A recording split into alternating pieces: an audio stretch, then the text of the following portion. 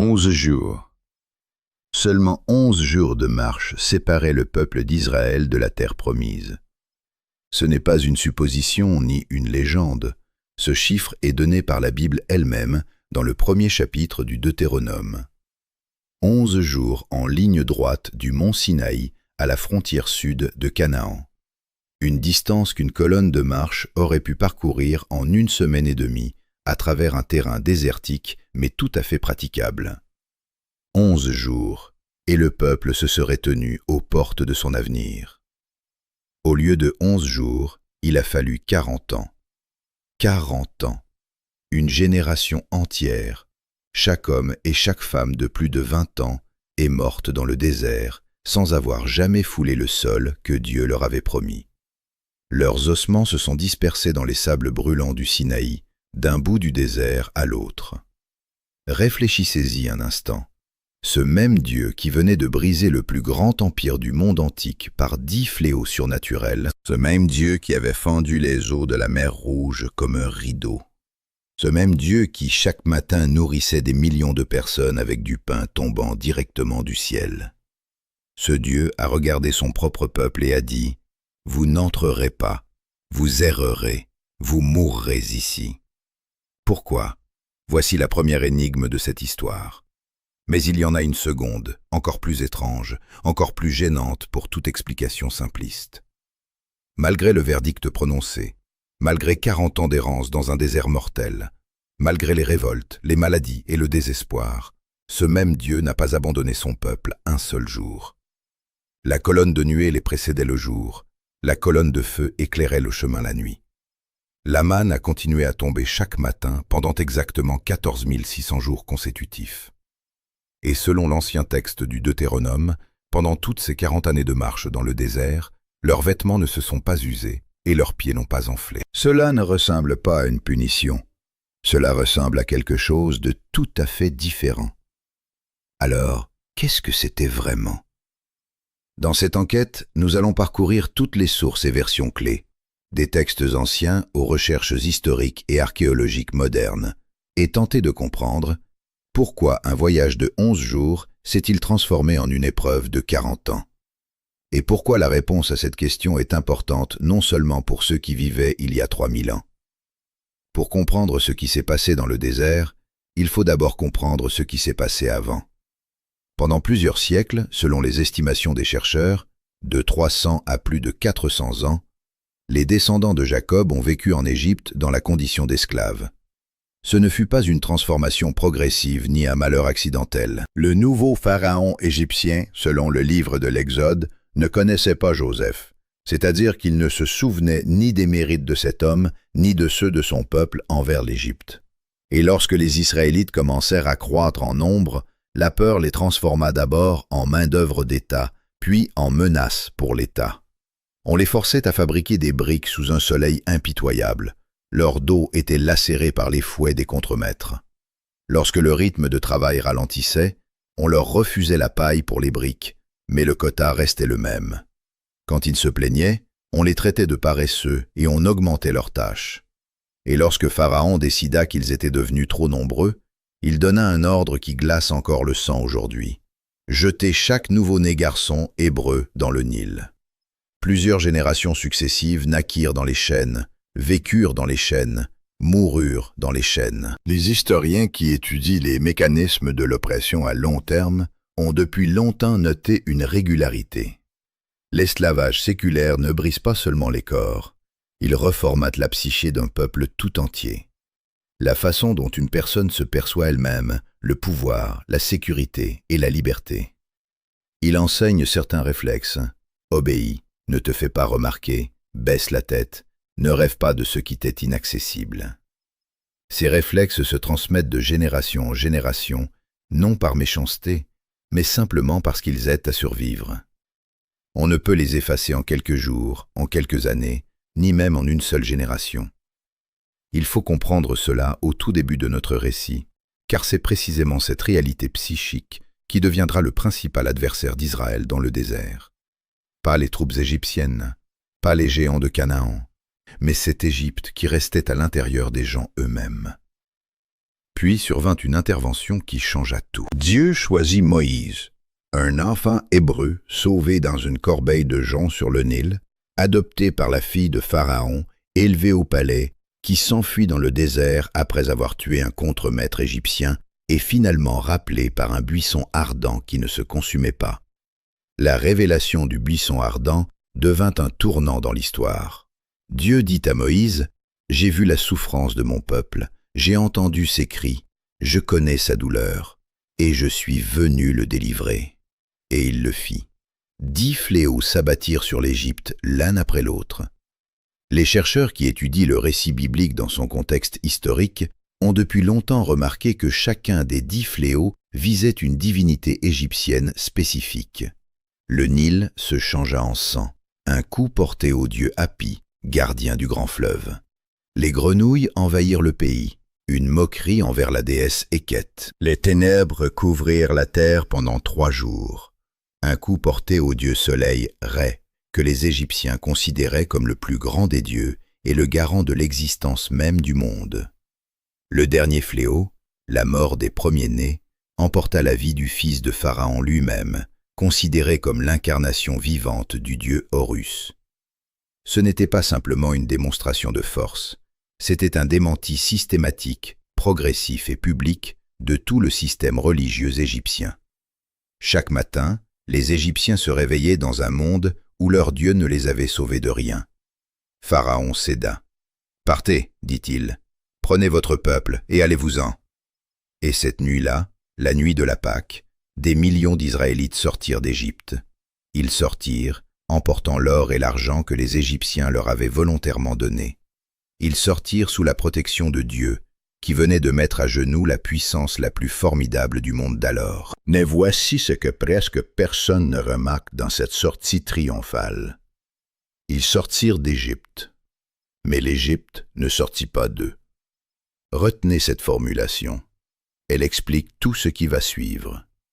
Quelques jours de liberté et la première épreuve. Pharaon changea d'avis. Il envoya à la poursuite des fugitifs son armée. 600 chars d'élite, la cavalerie, l'infanterie, tout ce qu'il y avait de meilleur dans la machine de guerre la plus redoutable du monde antique. Les Israélites se retrouvèrent coincés entre l'armée qui avançait et les eaux de la mer Rouge. Derrière, le nuage de poussière qui s'élevait des chars lancés au galop, le tonnerre des sabots, le cliquetis du fer. Devant, seulement l'eau, aucune issue. Et que dirent-ils ? N'y avait-il pas assez de tombeaux en Égypte que tu nous aies conduits mourir dans le désert ? Nous te l'avions dit, laisse-nous que nous servions les Égyptiens. Il vaut mieux pour nous servir les Égyptiens que de mourir dans le désert. Ils étaient libres depuis seulement quelques jours. Quelques jours à peine. Et déjà ils réécrivaient l'histoire comme si 400 ans de fouet, de nourrissons noyés et de travail servile étaient préférables à un moment d'incertitude. Ce n'est pas une particularité des anciens Israélites. C'est un mécanisme de la psyché humaine bien connu des historiens et des psychologues à toutes les époques.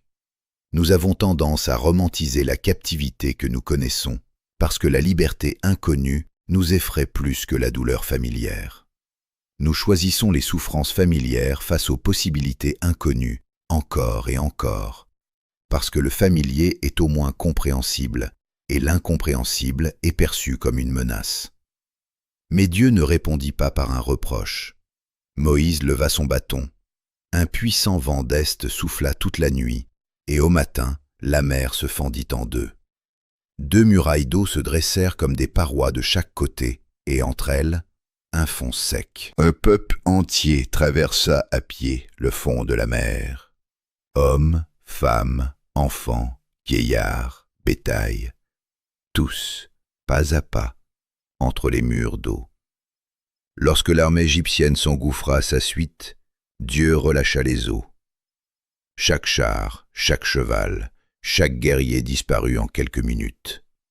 La plus grande armée de la planète avait cessé d'exister. Israël explosa en allégresse, on chanta, on dansa, Myriam prit son tambourin. Ce fut le plus grand jour de leur histoire. Mais la mer Rouge ne fut pas seulement un salut.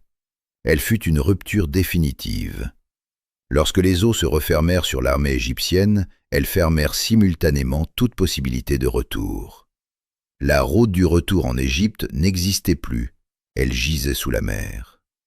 Dieu n'avait pas seulement ouvert une porte vers l'avant, il avait muré la porte vers l'arrière, pour toujours. Et pourtant, et c'est le plus frappant, même avec la porte murée, même sans possibilité physique de retour, les cœurs des gens allaient passer les 40 années suivantes à tenter de revenir là où ils n'étaient plus. Le pharaon au fond de la mer était mort, mais le pharaon dans leur tête restait vivant. Voilà la différence fondamentale entre la libération du corps et la libération de l'esprit. Le corps peut être sorti de l'esclavage en une nuit. Pour sortir l'esclavage de l'homme, il faut quelque chose de tout à fait différent. 3 jours. Exactement 3 jours dura la gratitude après le miracle de la mer Rouge. Le 3e jour, les Israélites arrivèrent à un endroit appelé Mara. Il y avait de l'eau, mais elle était amère, impropre à la consommation. Et immédiatement, sans délai, les accusations contre Moïse commencèrent. Que boirons-nous? Aucune prière, aucun rappel. Dieu vient de fendre la mer pour nous. Aucune tentative de s'arrêter et de faire confiance. Seulement des plaintes et des accusations.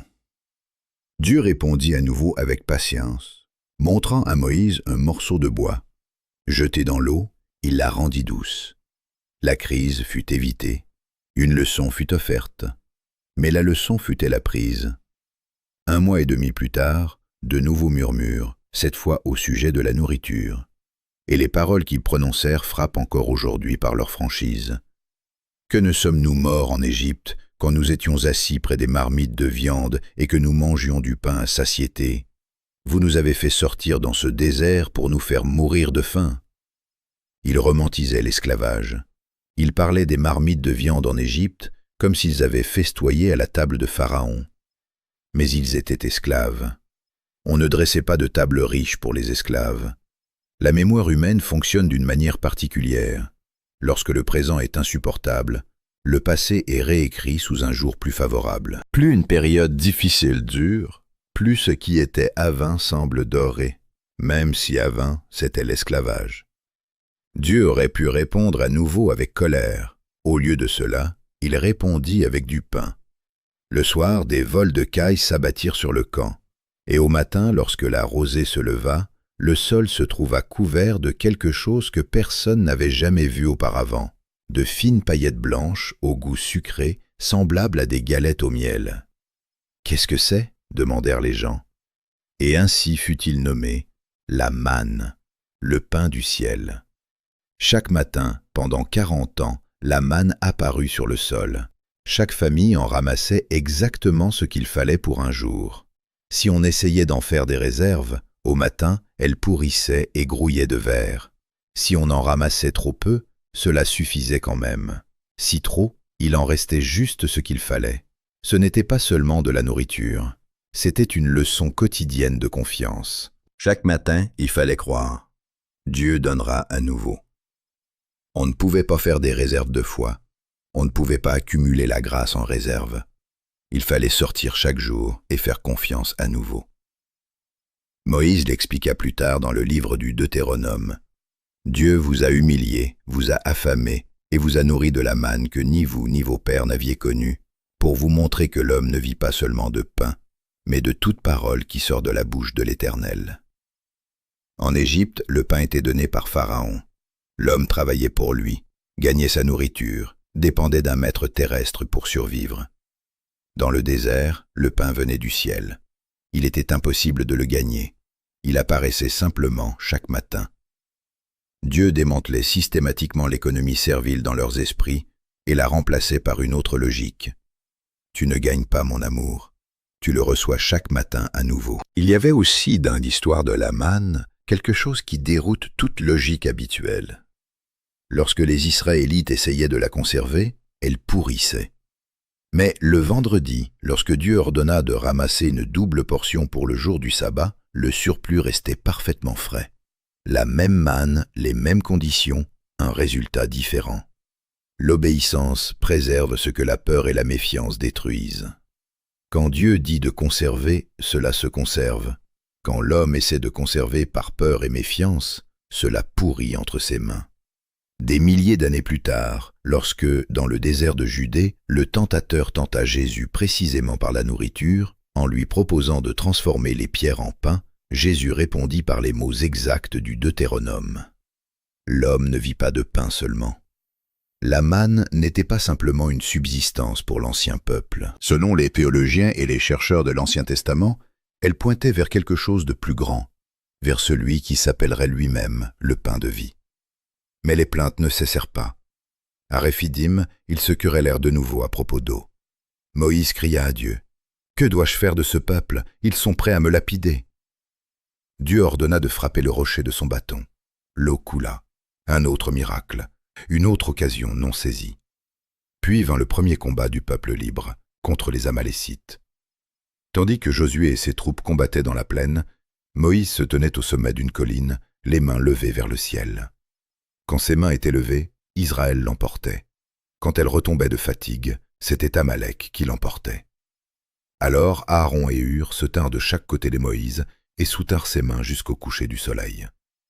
La victoire ne dépendait pas de la taille de l'armée, elle dépendait de la posture du chef et du soutien de la communauté. Personne ne triomphe seul, ni à la guerre, ni dans la vie. Et puis vint le Sinaï. Et ici, l'histoire prend un tournant qui déterminera tout. 3 mois après la sortie d'Égypte, le peuple s'approche du pied du mont Sinaï. La montagne trembla. Une fumée s'éleva de son sommet comme d'un four. Des éclairs déchiraient le ciel. Un son de trompette, non humain, sans équivalent, s'amplifia, devenant de plus en plus fort, jusqu'à ce que tout le camp se mette à trembler. Les gens supplièrent Moïse, « Que Dieu te parle seulement à toi, et non à nous directement, afin que nous ne mourions pas. » La présence même était insupportable. C'est un détail important. Ils ne craignaient pas le Sinaï, ils craignaient la proximité. Ils étaient prêts à observer Dieu de loin, mais pas à se tenir face à lui. Et c'est cette distance, psychologique, non physique, qui deviendra la racine de tous leurs malheurs ultérieurs. Et Dieu parla à haute voix, à tout un peuple. Il donna les 10 commandements. Remarquez comment il commença. Non par une exigence, par un rappel. « Je suis l'Éternel, ton Dieu, qui t'ai fait sortir du pays d'Égypte, de la maison de servitude. » D'abord le salut, ensuite la loi. D'abord la délivrance, puis la réponse à celle-ci. C'est toujours son ordre. Il ne dit pas « Soumets-toi à moi et je te sauverai ». Il dit « Je t'ai déjà sauvé.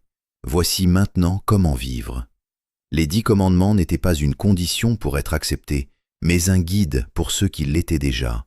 Non une échelle vers Dieu, mais une carte pour vivre près de lui. Moïse monta sur la montagne pour recevoir les tables de pierre et des instructions détaillées sur le tabernacle, la tente sacrée où Dieu serait physiquement présent parmi son peuple. Il fut absent 40 jours, et durant ces 40 jours, tout s'effondra. Le peuple vint trouver Aaron, le frère de Moïse, le grand prêtre, et dit « Fais-nous des dieux qui marchent devant nous. Ce Moïse qui nous a fait sortir d'Égypte, nous ne savons pas ce qui lui est arrivé. » Et Aaron, dans ce que les historiens et théologiens s'accordent unanimement à qualifier d'échec de leadership le plus retentissant de tout l'Ancien Testament, rassembla leurs boucles d'oreilles en or, les fit fondre et fondit un veau d'or, une statue, une idole.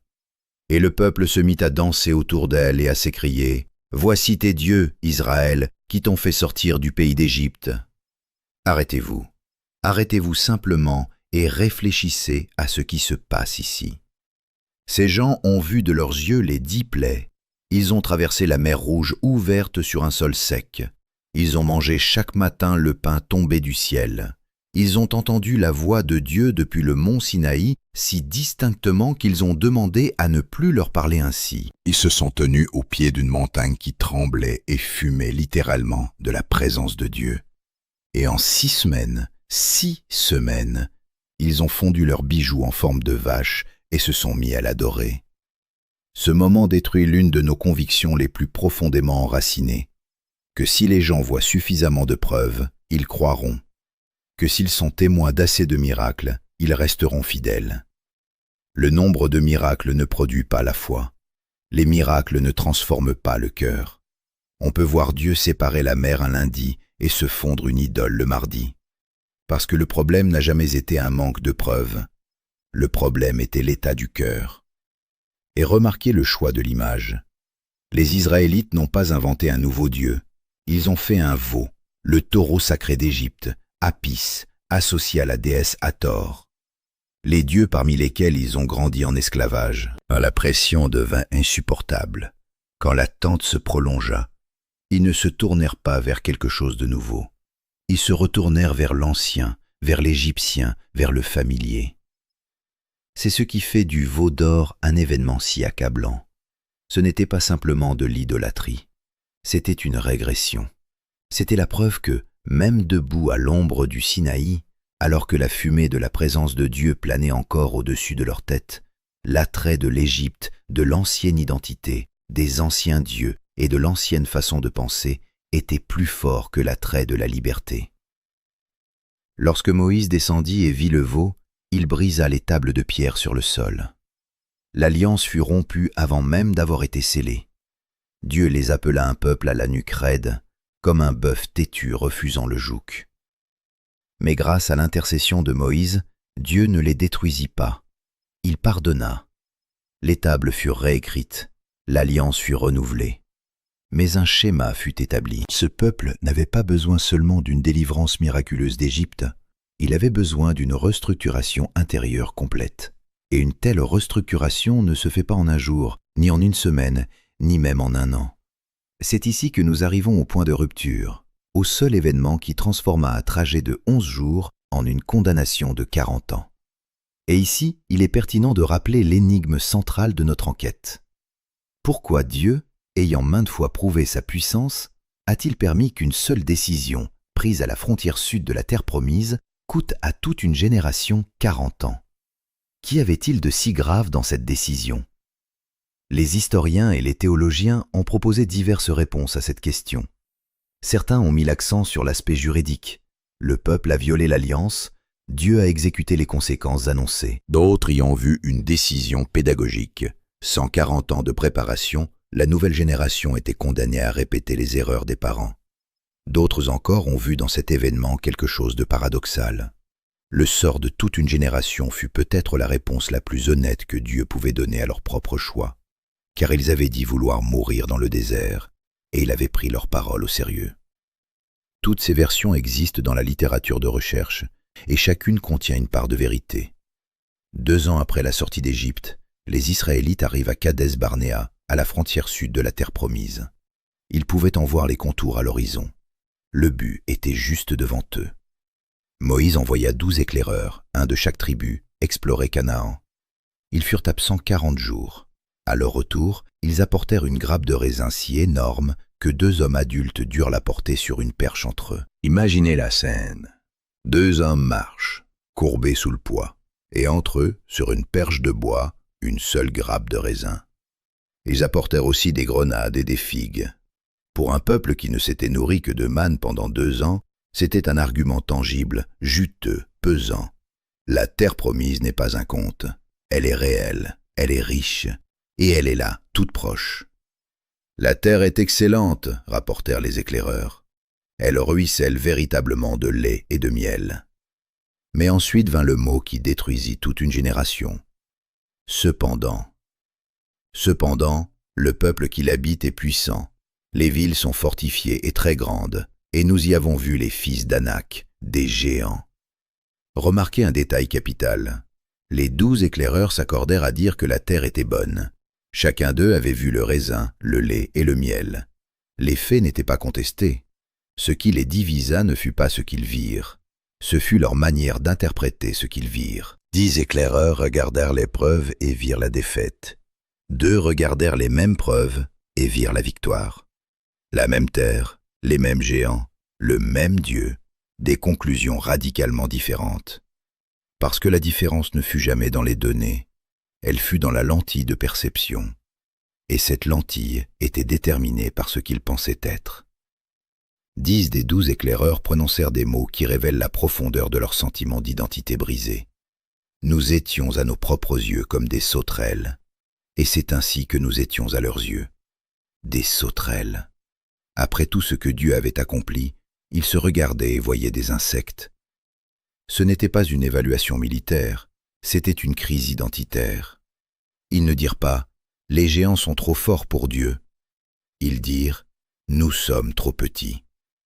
400 ans d'esclavage les avaient convaincus qu'ils n'étaient rien, et aucune quantité de miracles ne suffisait à changer cette conviction. Parce que la conviction ne vivait pas dans la tête. Elle vivait au centre même de leur être. Elle faisait partie de ce qu'ils se sentaient être depuis leur naissance. Seuls 2 éclaireurs, Josué et Caleb, voyaient autre chose. « Le pays que nous avons parcouru pour l'explorer est un très très bon pays, dirent-ils. Si l'Éternel nous est favorable, il nous fera entrer dans ce pays. N'ayez pas peur du peuple de ce pays. Leur protection s'est retirée d'eux, et l'Éternel est avec nous. » La réaction du peuple? Ils voulurent lapider Josué et Caleb. Ils voulurent tuer les 2 seules personnes qui disaient la vérité. Puis ils prononcèrent les mots qui scellèrent leur destin. « Nommons un chef et retournons en Égypte. » Retourner en Égypte, après les plaies, après la mer Rouge, après la manne, après la voix de Dieu au Sinaï. Ils voulaient élire un nouveau chef et retourner en esclavage. Et alors Dieu dit, « Jusqu'à quand ce peuple me méprisera-t-il? Jusqu'à quand ne croira-t-il pas en moi, malgré tous les signes que j'ai faits au milieu de lui? » Ce n'est pas la voix d'un tyran en colère, c'est la voix d'un père accablé de chagrin. Combien de mers faut-il encore fendre? Combien de miracles faut-il accomplir? Combien de pains matinaux du ciel avant que vous ne me fassiez confiance? Et alors vint la sentence. Aucun de ceux qui ont vu ma gloire et les signes que j'ai faits en Égypte et dans le désert, qui m'ont mis à l'épreuve déjà 10 fois et n'ont pas écouté ma voix, ne verra le pays que j'ai juré à leur père de leur donner. Dans ce désert, vos cadavres tomberont, vos enfants erreront dans le désert 40 ans et porteront les conséquences de votre incrédulité, jusqu'à ce que vos cadavres soient consumés dans le désert. Selon le nombre de jours, 40 jours, que vous avez mis à explorer le pays, vous porterez la peine de votre refus pendant 40 ans. 1 an pour chaque jour. 1 an pour chaque jour d'exploration. Une mathématique d'une symétrie dévastatrice. Mais c'est ici que commence le plus important de notre enquête. Pourquoi exactement ainsi? Qu'y a-t-il derrière ce jugement? La réponse superficielle, Dieu les a punis pour leur désobéissance, est vraie, mais incomplète. Cette histoire comporte plusieurs strates que la plupart des gens ne voient jamais. Et chacune de ces strates révèle quelque chose de nouveau sur la nature même de l'événement. La première strate, la crise identitaire. Des siècles d'esclavage ont brisé non seulement les corps, ils ont brisé la façon dont ces gens se percevaient eux-mêmes. Ils ne pouvaient conquérir la terre parce qu'ils ne pouvaient s'imaginer conquérants. Ils regardaient les géants et se sentaient insectes. Ce n'était pas de la lâcheté au sens ordinaire du terme. C'était un peuple psychologiquement fracturé par des siècles d'oppression au point qu'il ne pouvait littéralement s'imaginer autre chose que victime. Et aucun miracle extérieur ne pouvait immédiatement changer ce qui s'était construit intérieurement pendant des siècles. Dieu ne pouvait déprogrammer 400 ans de l'esprit de cette génération. Mais il pouvait élever une génération entièrement nouvelle, née dans le désert, nourrie du pain céleste, n'ayant jamais connu un jour d'esclavage, et lui donner une identité non entachée par le souvenir des chaînes. La deuxième strate, le danger d'une incrédulité d'un genre particulier. Il est important de comprendre, Israël ne fut pas jugé pour ignorance, non pour ne pas connaître Dieu. Le jugement tomba parce qu'ils connaissaient Dieu, avaient vu sa puissance de leurs propres yeux et avaient quand même refusé de lui faire confiance. C'est une catégorie fondamentalement différente. L'incrédulité la plus dangereuse n'est pas celle qui vient de l'ignorance. L'incrédulité la plus dangereuse est celle de celui qui a rencontré Dieu à maintes reprises, a vu son action à plusieurs reprises, et dit quand même « Mais si cela ne marche pas? Mais si les géants sont plus forts? Mais si cette fois ils ne nous protègent pas ?» Le troisième niveau. Dieu protégeait Israël contre Israël lui-même. Un peuple d'anciens esclaves, psychologiquement brisés et spirituellement immatures, jetés dans un combat contre des guerriers cananéens aguerris. Ce n'est pas une conquête, cela aurait été un massacre. À la première résistance sérieuse, ils auraient paniqué. Au premier revers, ils auraient capitulé et se seraient rendus ou dispersés dans le désert. Certains chercheurs des textes bibliques avancent l'idée que les 40 années d'errance furent en un sens un acte de protection et pas seulement une punition. Parfois, un refus, perçu comme un rejet, est en réalité une protection. Parfois, un délai, ressenti comme une punition, est une préparation. Parfois, Dieu ne vous laisse pas entrer dans la terre promise, non pas parce qu'il l'a oublié, mais parce qu'il sait. Vous n'êtes pas encore la personne capable d'y vivre. Le 4e niveau, la leçon de la dépendance quotidienne. La manne ne tombait pas parce qu'Israël était dans le désert. Elle tombait pour lui apprendre quelque chose de précis. La vie vient de la parole de Dieu et non de la terre. En Égypte, ils dépendaient du Pharaon. Dans le désert, ils apprenaient à dépendre de Dieu. Et cette leçon ne pouvait pas être apprise dans une salle de classe. Il fallait la vivre jour après jour, année après année, décennie après décennie, jusqu'à ce que de nouveaux réflexes remplacent les anciens. Le 5e niveau est le plus contre-culturel, le danger du bien-être. Moïse avertit directement la nouvelle génération dans le Deutéronome. Lorsque tu mangeras et seras rassasié, que tu bâtiras de belles maisons et y habiteras, que ton bétail, ton argent et ton or se multiplieront, alors ton cœur s'enorgueillira et tu oublieras l'Éternel, ton Dieu. Le désert enseignait à Israël qu'il est plus facile de chercher Dieu quand on n'a rien que quand on a tout. La privation nous pousse à genoux, l'abondance endort notre dépendance envers lui. Le désert a éliminé toutes les distractions, toutes les fausses sources de sécurité, toutes les attaches concurrentes et a laissé Israël seul avec Dieu. Et c'était là tout le dessein. Le 6e niveau dépasse Israël. Il entre dans l'espace prophétique. Le nombre 40 n'est jamais anodin dans le texte biblique. Moïse passa 40 jours sur le mont Sinaï. Le prophète Élie marcha 40 jours jusqu'au mont Horeb. Ninive reçut 40 jours pour se repentir. Jésus jeûna 40 jours avant de commencer son ministère. Le nombre 40 dans les Écritures est toujours un seuil, une période d'épreuve et de transformation précédant quelque chose de nouveau. La marche de 40 ans d'Israël dans le désert était en ce sens non seulement un événement historique, mais aussi un modèle prophétique, un schéma qui se répéterait dans l'histoire du salut et qui pointerait finalement vers cette même épreuve dans le désert de Judée où Jésus affronta les mêmes tentations auxquelles Israël n'avait pu résister et triompha là où ils avaient échoué. Maintenant, examinons ce qui s'est réellement passé pendant ces 40 ans. Car la plupart des gens imaginent 40 ans de silence, 40 ans d'absence de Dieu, tournant le dos et s'en allant. Rien n'est plus éloigné de la vérité. La colonne de nuée ne partit jamais. 40 ans, chaque jour, la manifestation visible de la présence de Dieu planait sur le camp. La nuée le jour, protection contre le soleil brûlant du désert qui pouvait tuer un homme en quelques heures. Le feu la nuit, lumière dans les ténèbres du désert où la température chutait brutalement. Quand la nuée bougeait, ils levaient le camp et avançaient. Quand elle s'arrêtait, ils s'arrêtaient et dressaient leur tente. Chaque jour, tout ce qu'ils avaient à faire, c'était lever les yeux. Et voilà, Dieu, il est là. Il n'est pas parti. La manne ne cessa jamais. 40 ans, Dieu prépara le petit déjeuner pour tout un peuple. Chaque matin, sans exception, le pain apparaissait sur le sol.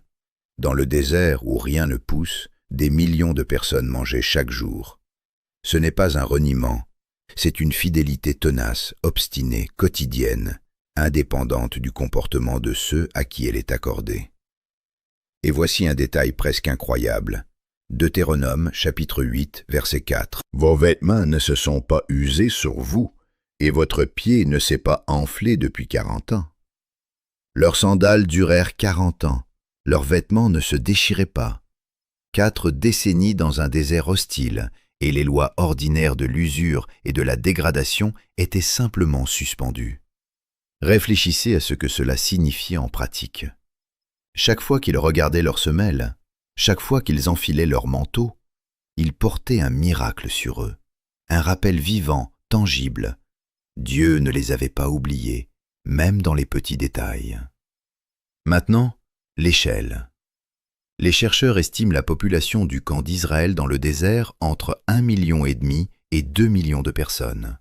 Pour nourrir un tel nombre dans le désert, la manne quotidienne devait couvrir une surface immense. Assurer l'eau, la nourriture, l'organisation d'une ville mobile de cette taille dans des conditions où la survie était fondamentalement impossible sans intervention extérieure, cela en soi défie toute analogie historique ordinaire.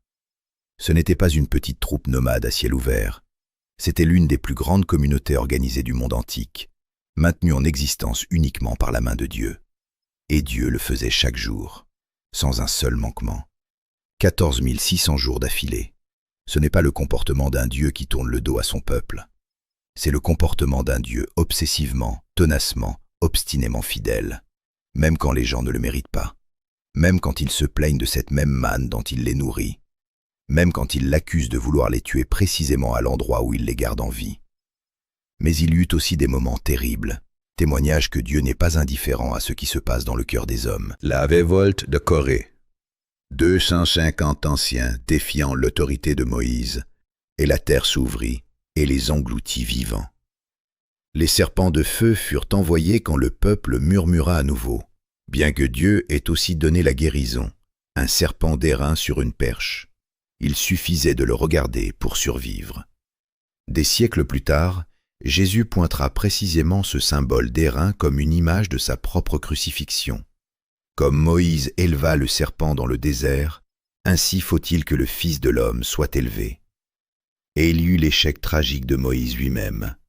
Aux eaux de Mériba, quand le peuple réclama à nouveau de l'eau, Dieu ordonna à Moïse de parler au rocher. Mais Moïse, dans un moment d'épuisement et de colère, le frappa de son bâton et cria « Écoutez, rebelles, est-ce que nous devons faire sortir pour vous de l'eau de ce rocher ?» L'eau jaillit.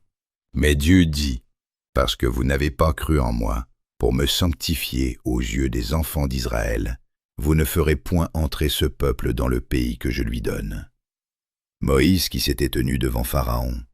Moïse monté sur le Sinaï et ayant parlé à Dieu face à face. Moïse intervenant encore et encore pour le peuple quand Dieu voulait le détruire. Même lui n'entrera pas dans la terre promise. Un instant de colère déplacée, un moment où il s'est approprié ce qui appartenait à Dieu, et le plus grand chef de l'histoire d'Israël perdit le droit d'achever son œuvre. Cela nous dit deux choses. Premièrement, Dieu impose aux dirigeants une norme plus élevée, parce que leurs actions le représentent devant les autres.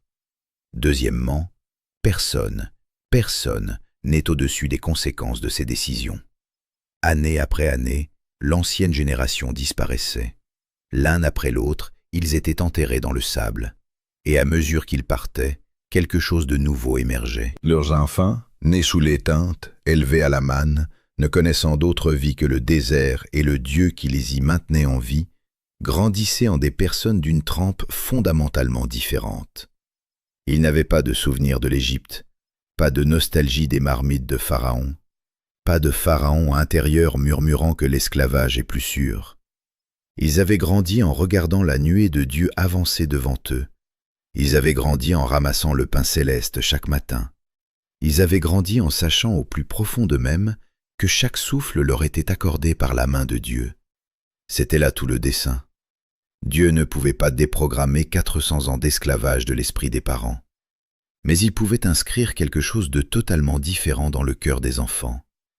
Le désert n'était pas un lieu vide, c'était une couveuse, un lieu où se formait un nouveau peuple, avec une nouvelle mémoire, de nouveaux réflexes et une nouvelle identité. Là où les parents voyaient une menace, les enfants voyaient un jour ordinaire. Là où les parents tressaillaient au souvenir des contremaîtres égyptiens, les enfants ne connaissaient que la nuée et le feu de Dieu au-dessus de leur tête. C'est cette différence d'expérience accumulée sur 40 ans qui créa des personnes totalement différentes, pas meilleures par nature, pas plus justes, mais façonnées par un autre contexte. Le désert n'était pas la punition des anciens, c'était l'école des nouveaux. Dans le désert, Israël apprit la communauté. Le tabernacle se dressait au centre du camp, et les 12 tribus s'installaient autour selon un ordre strict. Ils avançaient ensemble, dressaient le camp ensemble, adoraient ensemble. Dans le désert, il n'y avait pas de place pour l'individualisme. On ne pouvait survivre qu'ensemble, ou pas du tout. Quand un homme sait que sa survie est liée à celle de la communauté, cela forge un type particulier de solidarité qu'on ne peut créer d'aucune autre manière. Et cette identité communautaire, forgée dans une adversité partagée, devint le fondement du peuple qu'il construisait. Dans le désert, Israël apprit à entendre la voix de Dieu. En Égypte, ils étaient entourés de bruit. Les dieux de l'Égypte, la culture de Pharaon, les valeurs d'un empire bâti sur le travail servile. Dans le désert, tout cela fut arraché comme une vieille couche de plâtre. Il ne restait que le silence. Et dans ce silence, Dieu parlait. Le prophète Osée, écrivant des siècles plus tard, le saisit avec une justesse étonnante. « Je la conduirai au désert et je parlerai à son cœur. » Dieu utilise le désert pour parler, pour faire de sa voix la seule voix, pour que l'homme cesse d'entendre le bruit de tout le reste et commence à entendre ce qui compte. Dans le désert, Israël a pris son temps. Et c'est peut-être la leçon la plus difficile de toutes. Nous vivons dans un monde de l'instantané, message instantané, réponse instantanée, satisfaction instantanée de tout désir. Mais Dieu ne fonctionne pas selon notre emploi du temps. Comme les cieux sont élevés au-dessus de la terre, ainsi mes voix sont élevées au-dessus de vos voix, disait-il par la bouche d'Ésaïe. Parfois, le chemin le plus long est le seul chemin qui vous y conduira en tant que personne adéquate. Parfois, un délai n'est pas une punition, mais une préparation qui rend le but lui-même atteignable. Parfois, 40 ans dans le désert ne sont pas du temps gaspillé, mais la seule façon de devenir ce qu'on doit être. 40 ans plus tard, le tableau avait complètement changé. Moïse se tient sur les plaines de Moab. Il a 120 ans. Il regarde de l'autre côté du Jourdain vers la terre de Canaan. La génération sortie d'Égypte a disparu. Tous, sans exception, sont enterrés dans le désert, exactement comme Dieu l'avait dit. Devant Moïse se tient un nouveau peuple, endurci par le désert, façonné par la dépendance envers Dieu, prêt. Moïse prononce sa dernière parole, le livre du Deutéronome, l'un des discours d'adieu les plus puissants de l'histoire humaine. Il leur rappelle tout, les plaies, la mer, la manne, le veau d'or, Kadès Barnéa, les 40 années. Non pour susciter la culpabilité, pour qu'ils se souviennent d'où ils viennent. Et il les avertit. Quand l'Éternel, ton Dieu, t'aura fait entrer dans ce pays, ne dis pas dans ton cœur, c'est à cause de ma justice que l'Éternel m'a fait entrer en possession de ce pays. Ce n'est pas à cause de vos mérites, c'est à cause de sa promesse et de sa grâce. Puis vint un moment difficile à lire sans serment de gorge. Dieu conduisit Moïse au sommet du mont Nebo et lui montra toute la terre promise, du nord au sud, de l'ouest à l'est. La Galilée vallonnée, les forêts du Liban, la mer morte scintillant au loin, la verte vallée du Jourdain en bas. 40 ans de marche, et la voilà, tout entière en un seul regard. Tout ce pour quoi il avait œuvré, tout ce pour quoi il avait souffert, tout ce en quoi il avait cru. Mais il ne lui est pas permis d'y mettre le pied. Imaginez-vous debout sur un sommet montagneux, voyant l'accomplissement du but de toute votre vie déployé devant vous comme une carte, et sachant que vos pieds ne la fouleront jamais. Imaginez avoir conduit des millions de personnes à travers des épreuves inimaginables pendant 40 ans, et qu'on vous dise « c'est aussi loin que tu iras ». La Bible dit que la vue de Moïse ne s'était pas affaiblie, et que sa force n'était pas épuisée. Il ne mourait pas de vieillesse ou de maladie. Il était aussi vigoureux qu'auparavant. Mais Dieu a dit « il est temps ». Et Moïse a obéi. Une dernière fois, il a obéi. Le plus grand chef de l'histoire d'Israël est mort là, sur la montagne, avec la terre promise remplissant tout son champ de vision, et Dieu lui-même l'a enterré dans une tombe que personne n'a jamais retrouvée. Comme si Dieu voulait dire « celui-ci est à moi ». Israël a pleuré Moïse pendant 30 jours, et puis est venu le temps d'avancer. La direction est passée à Josué, l'un des 2 espions fidèles. L'homme qui 40 ans plus tôt se tenait à Kadès Barnéa et disait « nous le pouvons ». Dieu est avec nous. Pendant 40 ans, Josué a attendu cette heure. Il a vu mourir tous ceux qui l'entouraient. Il a continué à croire quand il n'y avait aucune raison visible de croire, sauf une, la parole de Dieu. Et voici que l'heure est venue. Les paroles de Dieu à Josué résonnent à travers les siècles. Sois fort et courageux, ne crains point et ne t'effraie point, car l'Éternel, ton Dieu, est avec toi partout où tu iras. Quand Josué a conduit le peuple vers le fleuve du Jourdain, il s'est ouvert, exactement comme la mer Rouge s'était ouverte 40 ans plus tôt. La nouvelle génération a traversé à pied sec, tout comme leurs parents l'avaient fait. Mais cette fois, ils ne se sont pas retournés. La manne a cessé dès le lendemain. Pendant 40 ans, le pain tombait du ciel, et soudain, sans avertissement, il a cessé. Parce qu'il n'y en avait plus besoin. Ils étaient dans la terre. Le temps de la préparation était terminé, le temps de la possession avait commencé. La nourriture céleste a cédé la place à l'abondance terrestre, dès que le désert a accompli sa tâche. Et cette nouvelle génération a fait ce que ses parents n'avaient pas eu le courage de faire. Ils ont combattu, ils ont conquis, ville après ville, bataille après bataille. Non parce qu'ils étaient physiquement plus forts, non parce qu'ils étaient des guerriers plus habiles, mais parce qu'ils avaient été forgés par le désert, parce qu'ils savaient qui était leur Dieu, parce qu'ils n'avaient pas d'Égypte à laquelle retourner et de Pharaon dans la tête leur répétant qu'ils étaient des esclaves. Il faut maintenant parler d'un homme nommé Caleb, parce que son histoire est peut-être la plus inspirante de ce récit. Caleb était l'un des 2 espions fidèles à Kadès-Barnéa. Quand tous disaient « nous ne pouvons pas », Caleb disait « nous pouvons certainement le faire ». Pour cette fois, Dieu lui a conservé la vie. Mais Caleb a quand même dû errer 40 ans dans le désert aux côtés de la génération qui avait failli, non pour son incrédulité, pour celle des autres. Il a vu ses contemporains mourir les uns après les autres, année après année. Il les a enterrés. Il a continué à vivre, à croire, à attendre, 40 ans. Quand la conquête a enfin commencé, Caleb avait 85 ans. 85.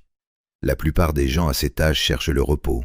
Caleb cherchait le combat. Il est venu vers Josué et a prononcé des paroles qui, encore aujourd'hui, coupent le souffle. « Donne-moi cette montagne. » Par la vallée, par la plaine, pas un morceau de terre dont quelqu'un aurait déjà dégagé le chemin. Il voulait précisément cette montagne spécifique où vivaient les géants, ces fils d'Anak qui, 40 ans plus tôt, avaient terrifié les autres espions. Et il a ajouté « Je suis encore aussi fort aujourd'hui que le jour où Moïse m'a envoyé. Quelle était ma force alors? Telle elle est maintenant, pour combattre, pour sortir et pour entrer. » 40 ans de désert n'ont pas affaibli Caleb, ils l'ont forgé. Alors que la génération incrédule vivait ces années comme une condamnation à mort, Caleb les vivait comme une préparation. Le même désert, les mêmes années, un résultat totalement différent. Parce que la différence n'a jamais été dans le désert, la différence était dans le cœur. Et Caleb a obtenu sa montagne. Il l'a conquise à 85 ans. À un âge où la plupart des gens ne croient plus que quelque chose d'important puisse encore arriver. La montagne aux géants est tombée devant l'homme qui n'a pas laissé le désert tuer sa foi. Cette histoire pose à chacun une question inévitable. Êtes-vous actuellement dans le désert? Peut-être y êtes-vous depuis longtemps. Peut-être vous sentez-vous oublié. Peut-être avez-vous prié et rien n'a changé. Peut-être regardez-vous autour de vous et ne voyez-vous que du sable et du silence, et vous vous demandez « Dieu se souvient-il même de moi ?» Il se souvient. Peut-être que votre désert, c'est l'attente qu'une porte s'ouvre, qu'une prière reçoive une réponse, que quelque chose change, qui ne change pas depuis si longtemps que vous avez presque cessé de croire qu'il puisse changer. Peut-être que votre désert, c'est une perte, la perte d'un être cher, la perte d'un rêve, la perte de cette vie que vous pensiez avoir. Peut-être est-ce la solitude, la maladie, l'échec, ou ce sentiment oppressant que tous ont déjà traversé leur Jourdain, tandis que vous êtes toujours embourbé dans le sable. Peut-être subissez-vous les conséquences du choix des autres, comme Caleb, qui a dû marcher 40 ans dans le désert à cause du refus d'une génération qui a refusé, et non à cause du sien. Si c'est le cas, l'histoire de Caleb a été écrite spécialement pour vous. La fidélité dans le désert des autres ne se perd pas. Elle construit ce caractère même dont vous aurez besoin quand viendra votre heure de prendre votre montagne. Retenez une pensée. Chaque désert a une date d'expiration. 40 ans, c'est le désert le plus long de la Bible. Et même celui-là a pris fin. Le Jourdain s'est ouvert. La manne a cessé parce qu'on n'en avait plus besoin. La terre de lait et de miel était réelle, et les gens qui avaient survécu au désert y sont entrés. Votre désert n'est pas pour toujours, mais ce que vous faites dans le désert détermine ce que vous en retirerez. Caleb en a retiré la force. Les murmurateurs n'en ont rien retiré. Ils n'en sont même pas sortis vivants. Et voici ce qui est particulièrement important dans cette comparaison. Caleb n'a pas été épargné par le désert. Il a traversé exactement les mêmes 40 ans que tous les autres. Il a vu les mêmes pierres, respiré la même poussière, dormi sous les mêmes étoiles. Ce fut difficile pour lui aussi. Pourtant, le résultat de sa vie dans le désert s'est avéré diamétralement opposé à celui de la majorité. Le même désert a donné aux uns la mort, à l'autre la force. La différence n'était pas dans les circonstances. La différence était dans ce que l'homme faisait de ces circonstances en lui-même. Caleb a utilisé chaque année d'attente pour devenir plus fort. Chaque matin avec la manne, il se levait non pas avec une plainte, mais avec de la gratitude. Chaque nouvelle étape, il la faisait non pas comme un prisonnier purgeant une peine, mais comme un guerrier se préparant pour son heure. La manne tombe encore, la nuée est toujours là, vos sandales ne se sont pas usées. Dieu ne vous punit pas, il vous prépare. Le désert n'est pas une destination, c'est un terrain d'entraînement. C'est l'endroit où Dieu enlève tout ce qui n'est pas essentiel, toutes les illusions d'autosuffisance, tous les attachements à ce qui ne peut servir de soutien, toute l'agitation qui étouffe la voix douce, pour qu'il ne reste qu'une chose, vous et lui. C'est précisément ce qu'on ne peut pas faire dans l'aisance et le confort. C'est précisément ce qu'on ne peut pas transmettre par héritage. On ne peut que le vivre. Mais voici ce que vous devez décider.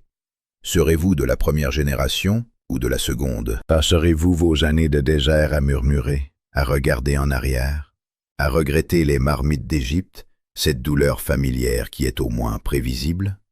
Ou serez-vous comme Caleb, utiliserez l'attente pour grandir, approfondir la confiance, devenir la personne capable d'entrer dans la terre promise et d'en prendre réellement possession? Ce n'est pas une question rhétorique, c'est un choix qui ne se fait pas une fois, mais chaque jour. Chaque matin, quand vous vous réveillez dans le désert, vous décidez. Murmurer contre la manne ou la ramasser avec gratitude? Regarder la nuée ou regarder à ses pieds? Attendre son heure ou dépenser ses forces à essayer de retourner là où l'on ne peut plus retourner? La différence entre 11 jours et 40 ans n'a jamais été une question de distance. C'était une question de cœur. Pour finir, une image qui vaut la peine de retenir. Quand Josué fit traverser le Jourdain au peuple, Dieu lui ordonna de choisir 12 hommes qui devaient prendre 12 pierres du fond du fleuve et les déposer sur la rive. Un monument, un tas de pierres, pas une statue, pas une colonne, pas un palais, simplement des pierres. Et Dieu expliqua pourquoi. Afin que, lorsque vos enfants demanderont demain ce que sont ces pierres, vous puissiez dire « C'est ici que Dieu nous a fait passer ».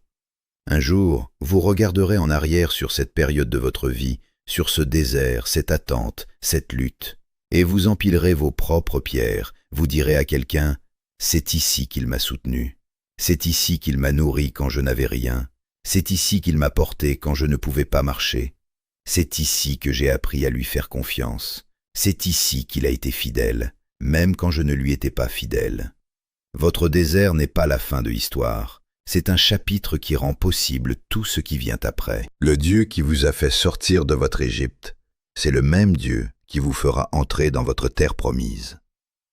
Le Dieu qui vous a nourri de manne dans le désert, c'est le même Dieu qui a du lait et du miel qui vous attendent de l'autre côté. Le Dieu qui était avec vous dans la colonne de feu la nuit, c'est le même Dieu qui combattra pour vous en plein jour. 3000 ans se sont écoulés depuis que le premier peuple a parcouru ce chemin. Mais quelque chose n'a pas changé. Les déserts existent toujours. Les gens se plaignent toujours de la manne qu'ils reçoivent. Les gens regardent toujours en arrière vers l'Égypte dont ils ont été tirés. Et les gens se tiennent toujours au seuil de leur Kadès Barnéa, regardant la terre promise, et disent « Nous sommes comme des sauterelles, nous n'y arriverons pas. » Mais aussi, les Caleb existent toujours. Les gens qui ont vécu 40 ans dans le désert et qui, à 85 ans, demandent qu'on leur donne une montagne. Les gens qui ont laissé l'attente les rendre plus forts et non les briser. Les gens qui, au bout du chemin, regardent la distance parcourue et empilent leurs pierres, non par amertume, mais par gratitude.